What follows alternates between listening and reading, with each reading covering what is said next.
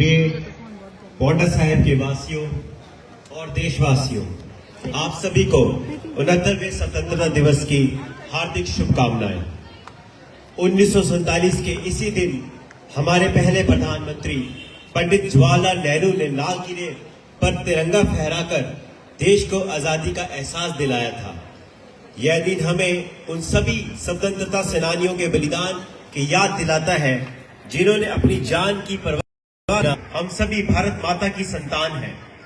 हमें इस विविधता की कमजोरी नहीं बल्कि अपनी सबसे बड़ी शक्ति बनाना होगा। हम उन वीरों को भी नमन करते हैं जिन्होंने आजादी के बाद देश को शिक्षा, कृषि, विज्ञान, चिकित्सा, व्यापार, उद्योग और रक्षा के क्षेत्र में आगे बढ़ाया। अगर आज हम विकसित राष्ट्र बनने की राह पर हैं तो इसका श्रेय उन दूरदर्शी नेताओं, शिक्षकों, वैज्ञानिकों और सभी जागरूक नागरिकों को जाता है। हमारे युवा साथियों से मेरा विशेष आग्रह है, अपने सपनों को ऊंचा रखें लेकिन अपने कर्म को धरातल से जोड़े रखें।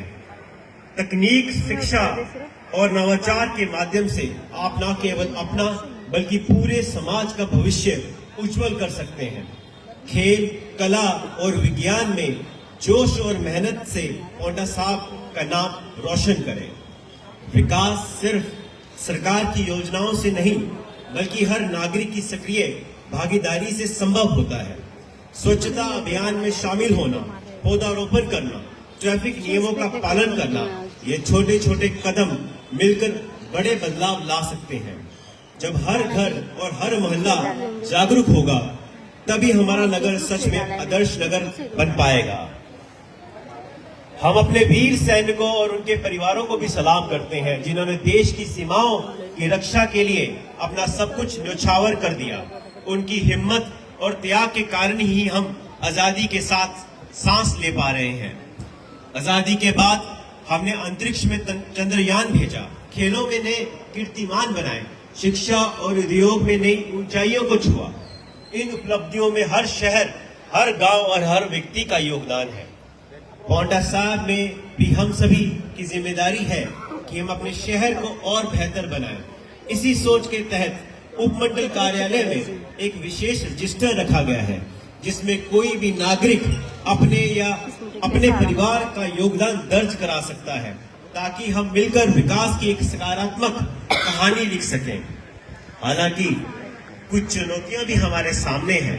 पर्यावरण की रक्षा, स्वच्छता बनाए रखना, यातायात और पार्किंग की समस्या हल करना और आपसी भाईचारे को मजबूत करना। पांवटा साहिब गुरु की नगरी है।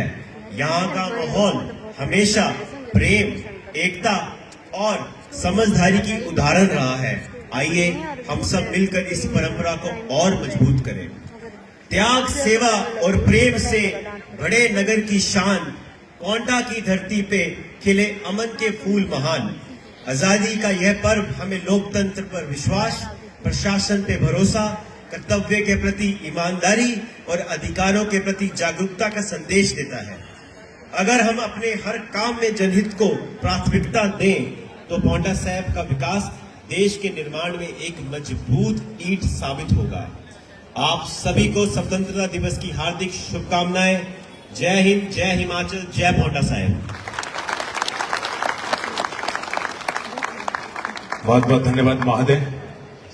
और ये राष्ट्रीय पर्व जिस पर के उपमंडल स्तर पर उपमंडल अधिकारी श्री गुरजीत सिंह चीमा जी ने आपके सामने वो बातें विस्तार से रखी।